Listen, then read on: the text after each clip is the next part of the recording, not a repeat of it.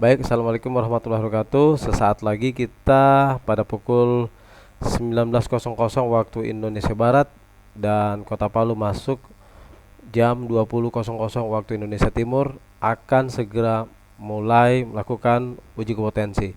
Tapi 30 menit ke belakang kita nanti akan open untuk persiapan atau BIMTEK singkat terhadap pengelolaan ataupun cara-cara persiapan dan apa yang harus kita siapkan pada saat kita uji kompetensi. Nah, malam hari ini saya akan tipskan ya teman-teman. Saya akan masuk ke salah satu akun, yaitu saya akan pilih untuk mengupload bukti tugas ya. Kenapa bukti tugas itu perlu diupload?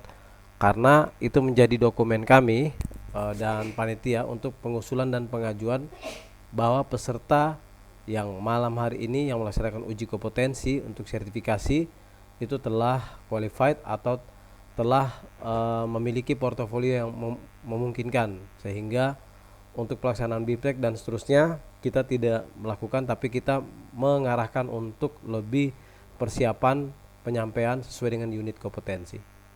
Nah, pada metodologi BNSP level 3 atau Training of Trainer level 3 BNSP ini, sebenarnya para peserta itu adalah seorang instruktur ya, seorang dosen dan seorang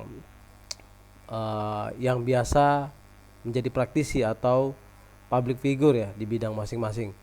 Dan hari ini level 3 BNSP yang berbasis kompetensi akan melakukan legitimasi sebenarnya pada kemampuan dan soft skill teman-teman semua.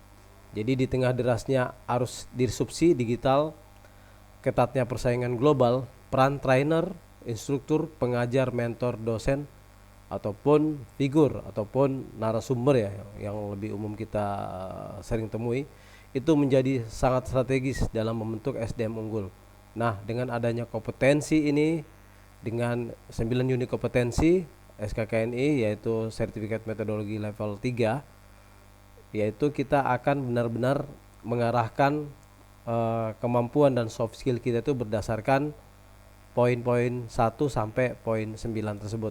Nah, untuk evaluasi apa yang nanti akan disampaikan malam hari ini dari asesor saudara Ari Wibowo yang akan membersamai teman-teman semua, yaitu pertama evaluasi formatif yang akan menjadi penilaian partisipatif aktif dalam diskusi, studi kasus yang disampaikan, workshop, micro teaching, simulasi selama training.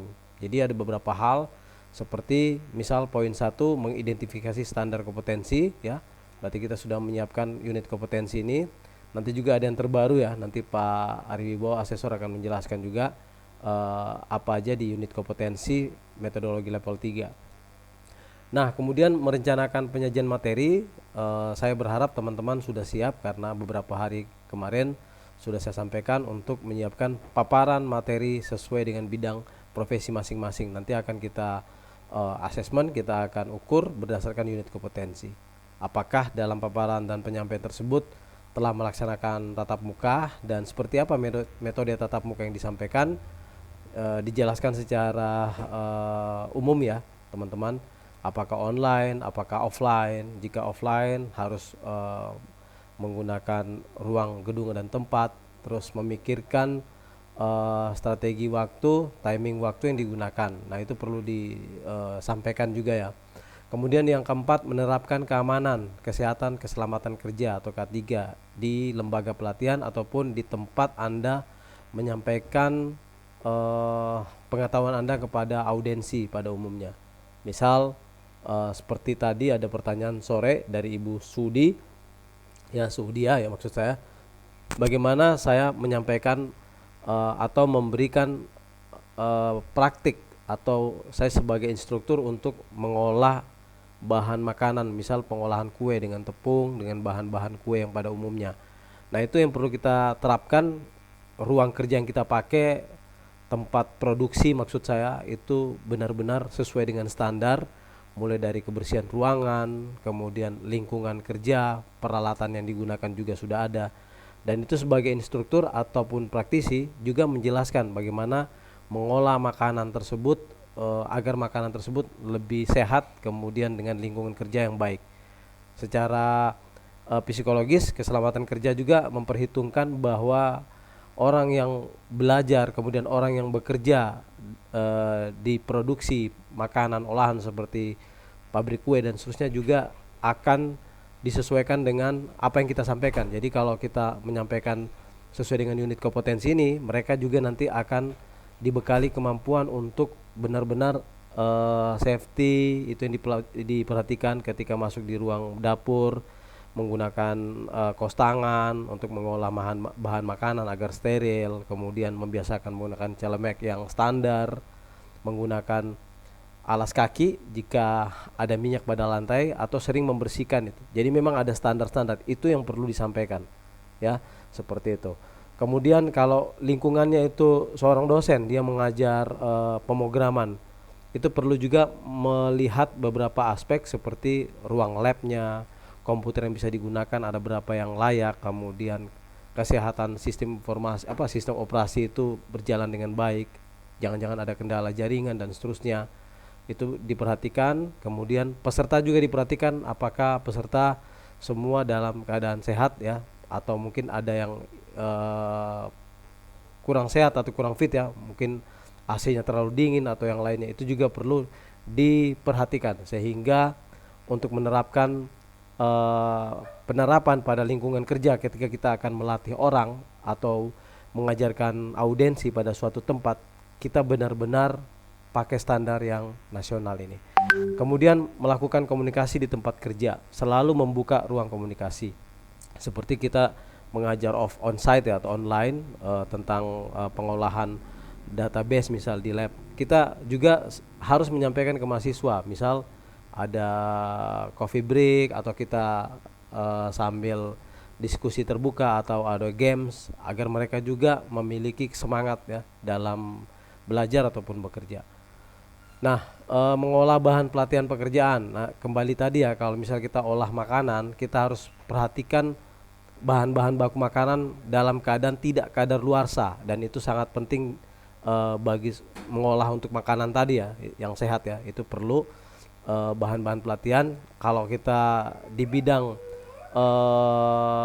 pengetahuan dasar seperti kesehatan, alat-alat labcase, juga memperhatikan pemeliharaan peralatan-peralatan tersebut, ya, dalam keadaan baik atau tidak memiliki kendala teknis seperti itu, dan itu perlu kita sampaikan.